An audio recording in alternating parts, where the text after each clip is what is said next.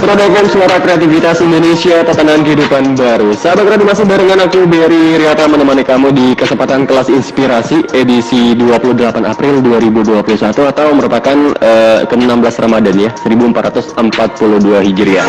Dan kali ini aku seperti biasa nggak sendirian karena udah ditemani bersama Kak Evi Novita, yaitu dari Pusat Layanan Autis. Sahabat kreatif bakal ngobrol sampai pukul 11 nanti.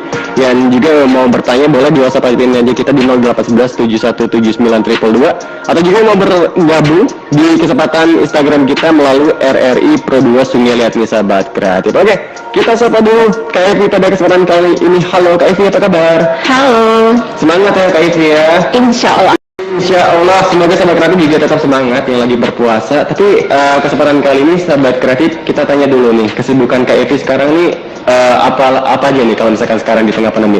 Oke, kalau sekarang saya yang seperti Mas tahu, saya sekarang sebagai psikolog di Pusat Layanan Autis. Kemudian saya juga mengajar. Saya mengajar di IAIN, ya. Kemudian saya juga mengajar di Stikes Abdi Nusa, seperti itu. Oke, jadi seorang psikolog di Pusat Layanan Autis dan juga ngajar juga ya di salah satu di kampus di Bangka Belitung, dan juga sekarang jadi ibu rumah tangga juga. Iya, betul. Oke, ini panggilnya Kak Evi apa Novita atau ada nama lain? Kak Evi aja. Kak Evi ya? Ya. Oke deh sahabat kreatif, nanti kita bakal ngobrol ya sampai pukul 11 nanti. Yang mau bertanya boleh di WhatsApp kita di 08117179 yang kira-kira penasaran nih dengan profesinya Kak Evi seperti apa, struggle-nya sahabat kreatif yang menjadi seorang psikolog klinis di Pusat Layanan Autis. Boleh langsung tanya-tanya di Instagram kita juga di RRI Pro 2 Sungai Liat nih sahabat kreatif. Oke, kita ngomongin tentang Kak Evi sendiri, profesinya seorang psikolog klinis ya Kak Evi ya? Ya, betul. Mungkin penasaran banget nih sahabat kreatif, awal mula terjun ke dunia psikologi itu seperti apa nih? Boleh diceritain dong dari awalnya kira-kira seperti apa? Oke, jadi untuk ke dunia psikologi tentu saja waktu tahun saya itu masih sangat jarang sekali ya. Itu 2006 saya lulus dari SMA. Namun memang ketika jurusan apa yang akan saya pilih gitu ketika saya lulus SMA.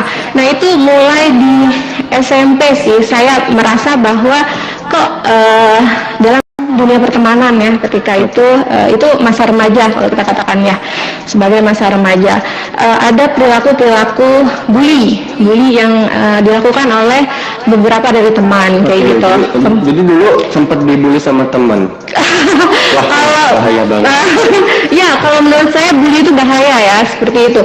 Karena kalau dikatakan bully tidak ya, karena sebenarnya bully itu juga sebagai bagian dari motivasi juga. Hanya saya merasa ada beberapa teman saya yang dibully, kemudian mungkin saya juga salah satu juga juga dilakukan gitu ya. Maksudnya kalau bahasa kitanya kayak dikata-katain gitu kan.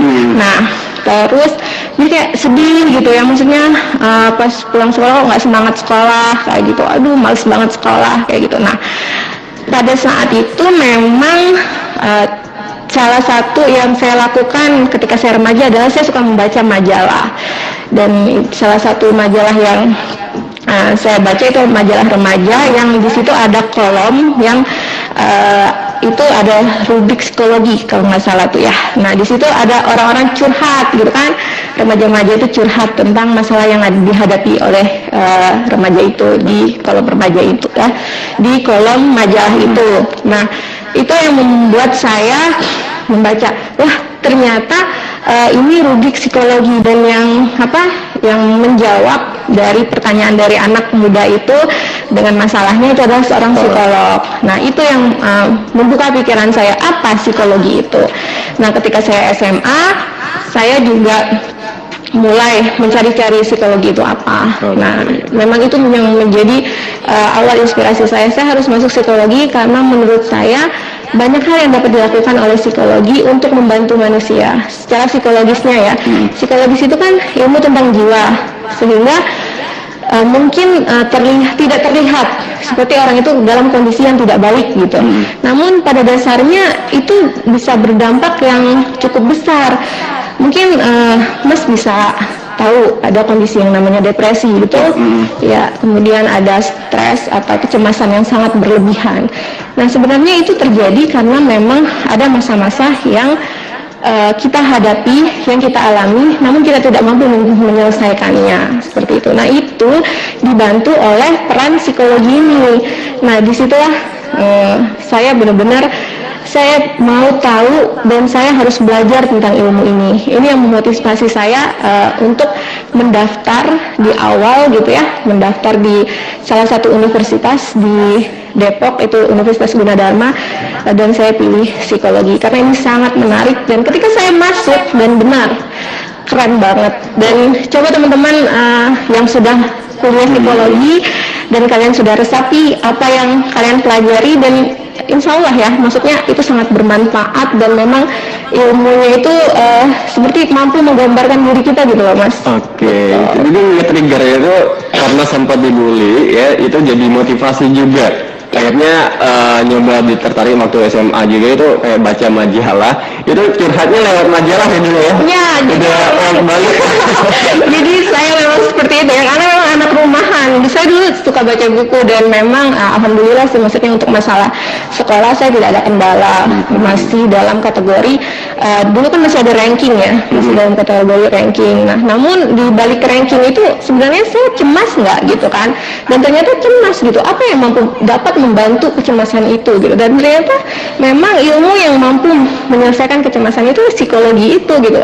Dan apa ya, maksudnya itu sesuatu yang istimewa untuk kita belajar itu, toh itu bisa menghadapi diri kita sendiri, betul nggak? Oke, jadi sekaligus belajar, sekaligus bisa healing untuk diri kita sendiri kayak gitu ya. Jadi ada permasalahan, kita tuh tahu nih harus ngapain kayak gitu ya. Wah, luar biasa banget loh. Jadi memang satu linknya dari hobinya dari SMP ke SMA, terus lanjut kuliah juga, ambil yang ada di Jakarta ya waktu itu ya. Nah, kalau misalkan dari prosesnya sendiri, kuliahnya itu, kalau misalkan jurusan psikologi itu, apa sih yang menarik menurut dari Kak Evi sendiri? Aduh, semuanya ya Mas ya. Gini, ada hal yang terkait tentang ketika teman-teman mengalami masalah gitu ya. Apakah dia bercerai, orang tuanya bercerai gitu ya. Terus kemudian dia diperlakukan KDRT mungkin dari orang tuanya, kemudian banyak masalah yang lain ya yang terjadi pada manusia. Maksudnya manusia secara umum itu punya masalah nggak sih menurut Mas? Ya pastilah ya, kalau misalkan ngomongin masalah kayaknya itu satu tumbuh 1000. Itu jadi memang ya. apa ya? Jadi memang ketika kita mengatakan bahwa semua manusia punya masalah ya kan, nah itu artinya tentu kita pasti memerlukan keilmuan ini gitu, keilmuan psikologi ini, sehingga dapat membantu kita bagaimana ya cara memecahkannya, bagaimana ya cara menyelesaikannya, kemudian kita butuh share nggak ke orang lain kayak gitu, tentu gitu. Nah itu ada namanya yang namanya konseling gitu, konseling, sehingga kita dapat bercerita. Aduh lebay banget ya konseling cerita gitu, apalagi laki-laki betul. Tempat curhat jadi kalau misalkan ada psikolog ya. Kayak lebay banget harus cerita ini itu. Tapi overall semuanya membantu betul. Kita lega nggak sih setelah kita cerita? Gimana kalau misalnya kita ada permasalahan ya, kalau misalkan cerita sama orang yang tepat, kayak walaupun si orangnya nggak ngasih solusi tuh ya. Tapi kita udah tenang banget ya. Jadi beban kita kayak udah tersalurkan ke satu sisi lah kayak gitu. Jadi akhirnya sempat kuliah selama di Jakarta dan lanjut ambil S2 juga. Ya. Sama juga ya jurusannya dari psikologi juga nih. Jadi waktu itu lanjut kemana? Saya di Universitas Islam Indonesia di Yogyakarta, dan memang untuk menjadi psikolog klinis itu dasarnya memang harus S1 psikologi. Kayak gitu. Setelah kita menyelesaikan S1 psikologi, nanti baru kita memilih, ada beberapa hal sih memang yang dapat dipilih, ada psikologi industri, organisasi, kemudian ada psikologi pendidikan dan psikologi klinis. Namun saya sangat tertarik dengan psikologi klinis ini, dan memang menarik ya, karena ini ceritanya tentang sesuatu yang bersifat medis atau masalah gangguan jiwa. Maksudnya penasaran nggak dengan kondisi yang istilahnya adalah gangguan jiwa? Tapi sebenarnya bukan masalah gangguan jiwanya, tapi secara psikologis kita tuh kayak ada sesuatu yang problematika kayak gitu, kayak dalam kondisi gonjang-ganjing gitu. Nah, itu yang kita katakan sebagai gangguan kayak gitu. Oke, jadi milihnya itu jadi psikolog klinis ya. Memang udah tahu kalau misalkan kedepannya kayaknya memang niatnya ke situ. Jadi Ya. nggak ada sempat goyah-goyah kan? Sebenarnya dulu PIO saya, Mas. Oke. Nah, dulu saya bekerja di salah satu perusahaan swasta. Saya sebagai HRD. Itu hampir 3 tahun dengan dua perusahaan yang berbeda. Namun ketika saya keluar dan memang pada saat itu saya belum dikaruniai anak ya, sehingga saya merasa ada sesuatu yang harus saya lakukan. Dan ketika saya merasa demikian, saya merasa adalah klinis adalah pilihan yang tepat gitu. Karena apa? Karena saya harus mampu melihat jiwa manusia itu secara mendalam, dan kondisi seperti apa yang terjadi di dalamnya kita mengenal dengan gangguan-gangguan abnormal gitu kan. Abnormal itu adalah sesuatu yang di luar kebiasaan normalnya gitu kan. Nah, saya merasa bahwa kondisi ini harus dibantu, kondisi abnormal ini harus dibantu dengan psikologi klinis, dan banyak hal yang dapat saya lakukan sebagai manusia. Karena waktu itu mungkin saya tidak ada kesibukan ya, tidak ada anak, mungkin seperti apa. Dan menurut saya, ketika saya masuk klinis, saya merasa bahwa saya akan banyak melakukan sesuatu untuk orang banyak gitu. Oke, tapi ngomongin tentang jurusan kuliah sendiri ya, psikologi tersebut ya. Nah, mungkin banyak banget nih sahabat kreatif ya yang mungkin baru mau untuk kuliah juga, atau yang lagi dalam proses perkuliahan. Ini kira-kira masih bingung nih, kira-kira di jurusan psikologi itu apa aja nih yang dipelajarin? Apakah ada kayak pelajaran memang unik banget nih hanya ada di bidang psikolog kayak gitu? Ada nggak kayak gitu? Iya, kalau untuk psikologi untuk umum ya, untuk S1 dulu apa gimana? Kita ke S1 dulu deh. S1 dulu ya. Oke, untuk S1 itu yang menarik dulu itu adalah psikologi industri ya. Bagaimana dulu kita tuh kayak diajarkan bersikap gitu. Bersikap bagaimana menjadi seorang karyawan gitu. Itu adalah industri organisasi. Nah, itu kita diajarin semua. Bagaimana cara berbicara, bagaimana cara beretitude seperti itu.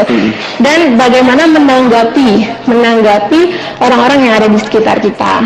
Kemudian maksudnya dalam kategori instansi ya.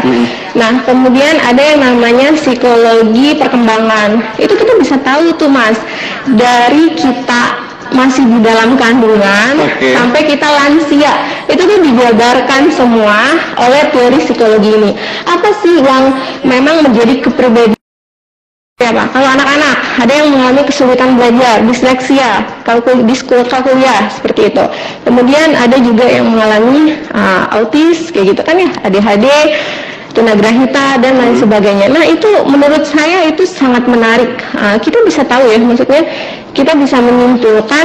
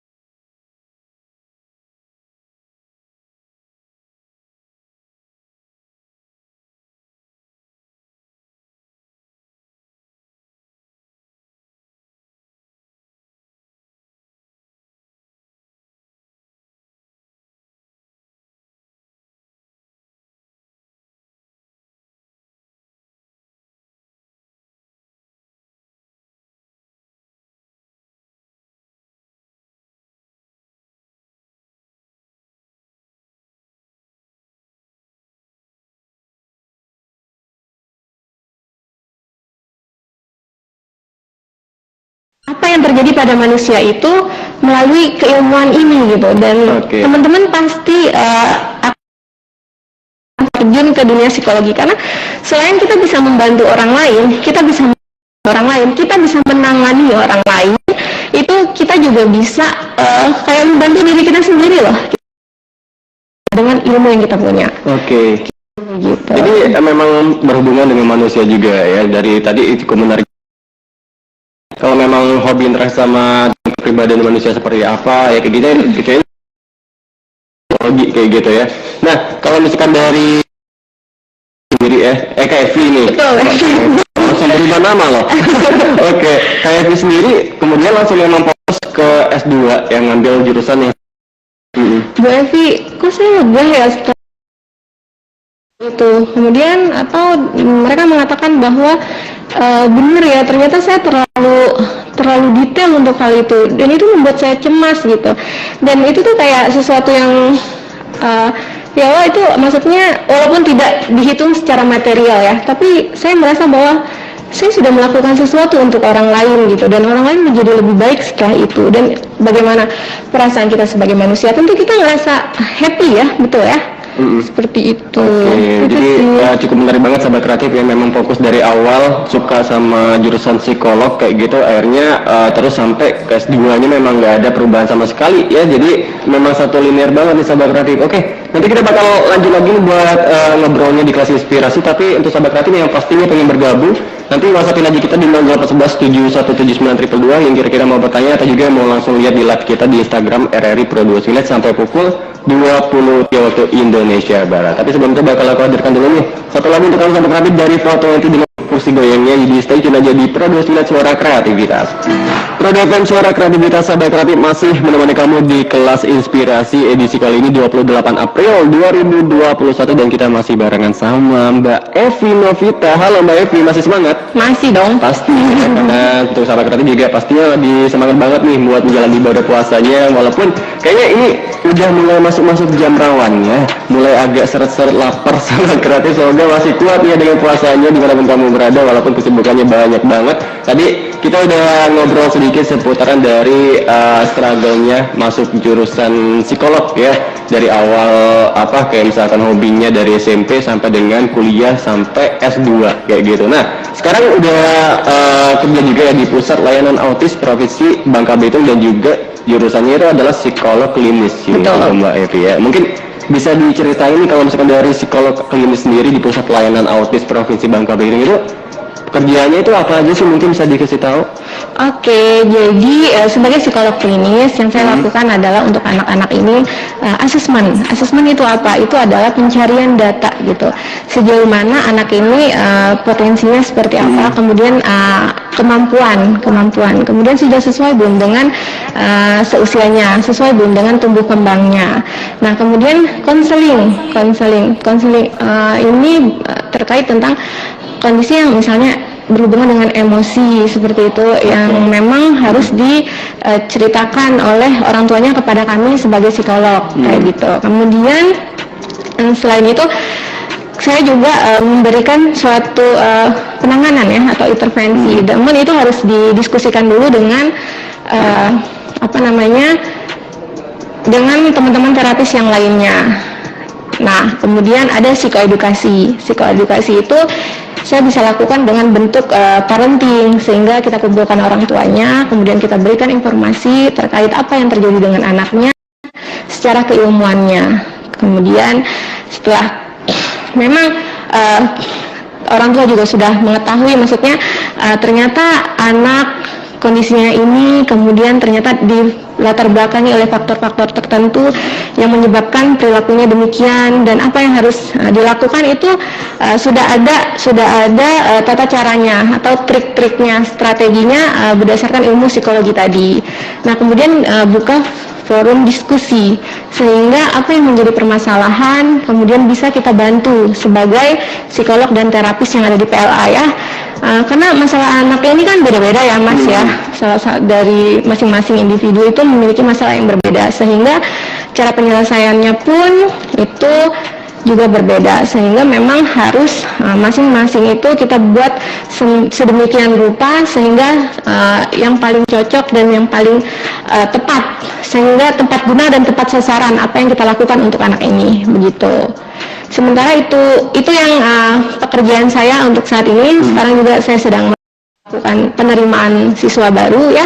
Kemudian nanti dari siswa baru ini maka kami akan melakukan program-program yang memang dapat kami lakukan sehingga dapat meningkatkan tumbuh kembang anak ini. Enggak cuma dari physically ya, atau hanya dari motorik aja, namun secara kognitifnya, kemudian perilakunya, kemudian emosinya, kemudian happiness yang menjadi tujuan kita adalah anak-anak ini bahagia gitu. Oke, jadi kalau misalkan dari awal mula masuk ke keluarga dari Pusat Layanan Autis Provinsi Bangka Belitung itu kapan?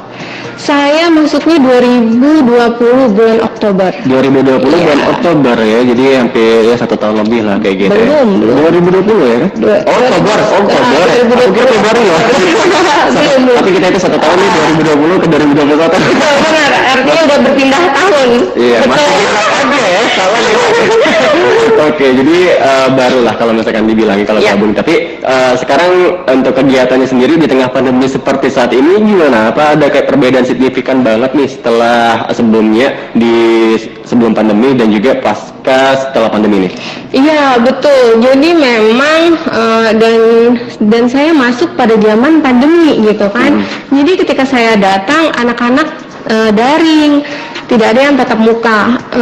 Jadi kondisinya memang semuanya daring. Namun pada saat itu kami tetap melakukan penerimaan siswa baru, walaupun kemudian terapis dan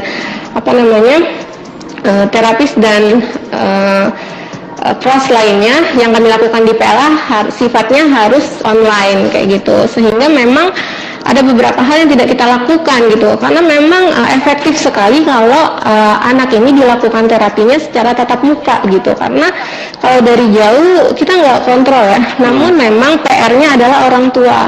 Ketika orang tua melakukannya dengan baik sesuai dengan arahan apa yang diberikan oleh terapi, insya Allah anak kita dari PLA akan ada perkembangannya. Namun kalau seandainya karena memang orang tua di rumah kesibukannya berbeda, kemudian keaktifannya juga berbeda, kemudian apalagi semangatnya juga berbeda gitu. Nah, ketika orang tua semangat, insya Allah program-program ini sangat baik gitu sebagai penunjang peningkatan dari apa yang terjadi pada anak didik gitu kan. Namun ketika orang tuanya cenderung pasif, kemudian tidak ada keinginan untuk semangat, karena kan memang semua dikembalikan di rumah ya karena COVID, sehingga terkadang ada kondisi-kondisi tertentu yang stuck kayak gitu anak ini. Jadi tapi ketika orang tuanya aktif ada peningkatannya. Itu sih yang memang efektif atau enggak Mbak Evi kayak gitu ya. Lebih efektif tetap muka seperti itu. Jadi ya, jadi karena memang bisa lihat langsung dari perkembangan merekanya seperti apa gitu ya. Betul. Kalau misalkan di rumah mungkin kita nggak bisa kontrol langsung, itu sulit banget ya. Oke, nah tapi kalau misalkan dari jumlahnya sendiri ini ada berapa murid sih kalau misalkan yang ada di sana sendiri? Untuk yang terapi individu itu kita ada 31 anak. Kemudian untuk yang di kelas transisi itu ada 14 anak. Kemudian kemarin saya sempat peserta didik baru untuk sampai dengan saat ini itu sekitar hampir mau 30-an anak. Mau 30-an ya. Jadi semuanya itu ditanganin sama si Mbak Evinnya juga ya? Iya. Jadi kita bersama, kita ada tim di sini. Ada tim. Jadi tapi kalau misalkan Mbak Evinnya bagian dari psikolog klinis ya, kan ada kayak misalkan profesinya masing-masing lah di situ ya. Oke. Nah, kalau misalkan dari perkembangannya sendiri ini, kalau misalkan dilihat dari setelah menjalani proses itu biasanya ada nggak ya memang kayak misalnya penanganannya cepat itu karena faktor apa kayak yang paling berpengaruh kayak gitu? Penanganannya cepat, ya emosi ya, maksudnya segala sesuatu itu ketika kita lakukan dengan kitanya senang dulu, kemudian kitanya nyatu dulu nih sama anaknya. Insya Allah ketika anak udah respon sama kita dan dia sudah mulai ada komunikasi, karena memang anak-anak yang kita tangani ini ya Mas ya, ini berhalangan atau berhambat atau mengalami hambatan ya terhadap apa yang dinamakan komunikasi kayak gitu. Komunikasi itu ada yang sifatnya secara langsung, misalnya langsung secara verbal kayak kita ngomong kayak gini, tapi ada yang sifatnya nggak langsung, mungkin dari bahasa isyarat, kontak mata atau seperti apa. Nah, anak-anak kita ini kadang eye contactnya aja belum muncul seperti itu, dan ketika kita berharap sesuatu untuk dia merespon, tapi yang keluar adalah respon yang tidak sesuai dengan apa yang kita harapkan seperti itu. Namun memang apa yang dapat membentuk itu adalah kedekatan.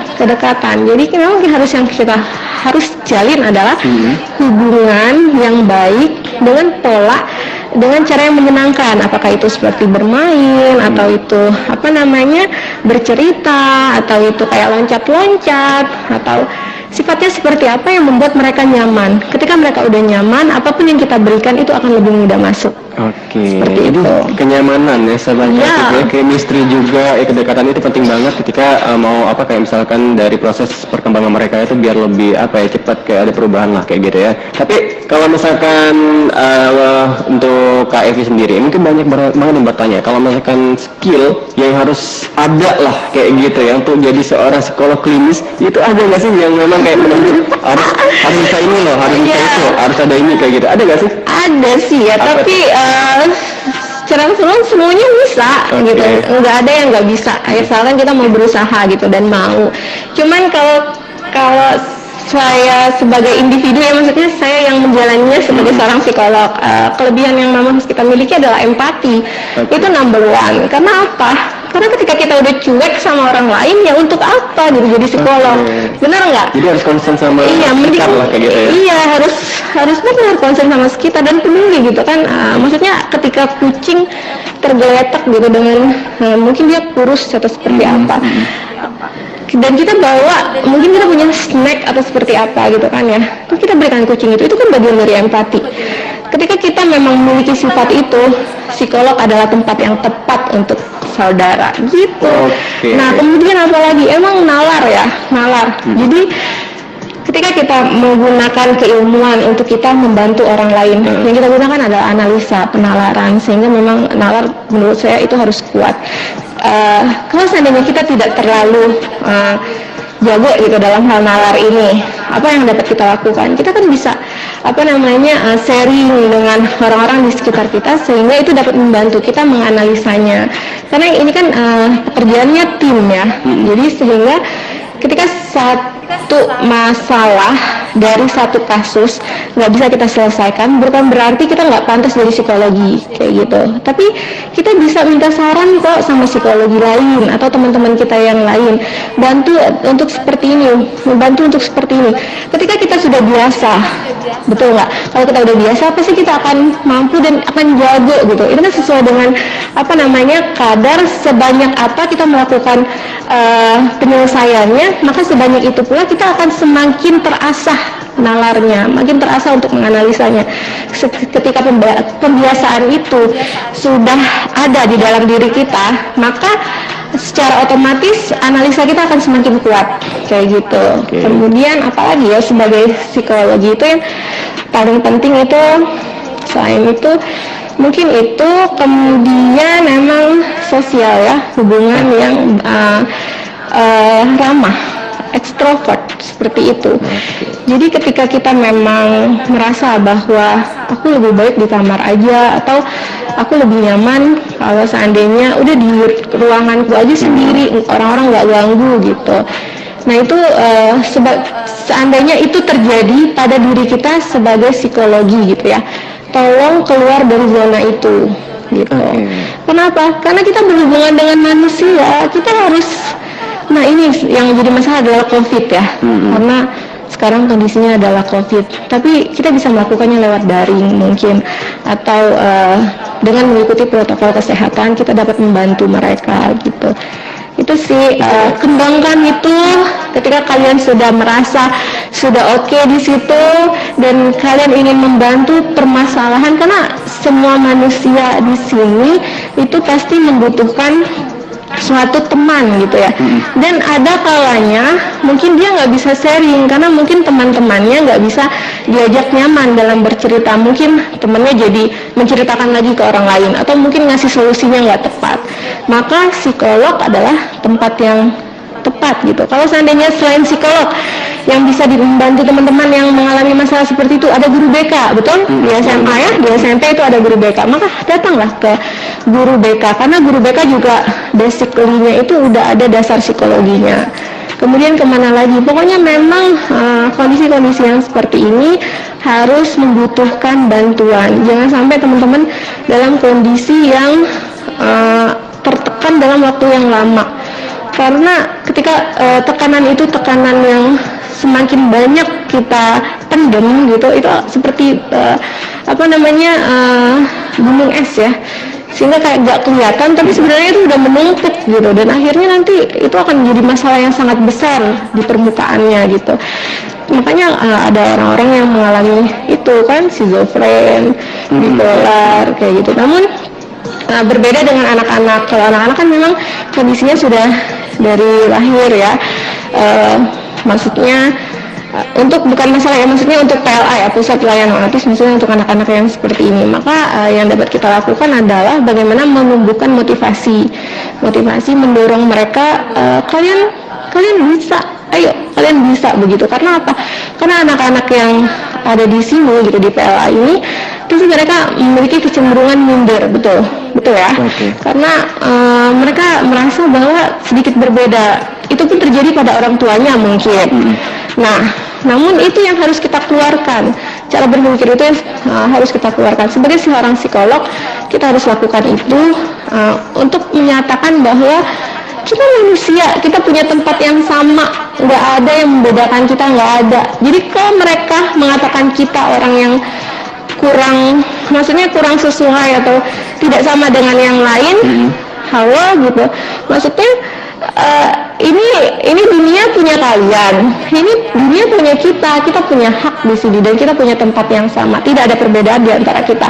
Yang membedakan kita adalah kita harus berusaha, terus kita harus punya dorongan untuk menyatakan bahwa saya bisa di bagian ini, begitu. Oke, cukup menarik banget ya sahabat kreatif ya. Tapi ini mungkin pertanyaan yang paling pengen aku tanyain, ada nggak sih psikolog itu pendiam kayak gitu? Kayaknya hemat banget kalau ngomong kayak gitu, ada nggak? Nah itu ada nggak ya? Kebanyakan dari kayak misalkan yang sering ditemuin sama Mbak Evi, ada nggak kira-kira? Ada mungkin ya. Tapi kayaknya kebanyakan suka ngomong karena teman-temanku juga begitu. Cuman memang ada yang sangat detail dan pandai sekali analisis, namun ke prakteknya dia kurang gitu. Jadi memang punya kelebihannya masing-masing. Namun itu biasanya mereka lebih suka penelitian. Jadi mereka lebih suka mengumpulkan atau membuat jurnal kayak gitu, sehingga memang tapi metode-metode yang mereka lakukan itu bermanfaat untuk kita yang praktisi gitu. Tapi kalau saya sebagai Evi ya, sebagai seorang Evi, saya lebih senang ke praktisi, saya lebih senang praktek, saya senang berhubungan langsung dengan apa yang menjadi pekerjaan saya. Karena kalau berkutat dengan teori, kadang saya suka merasa lelah.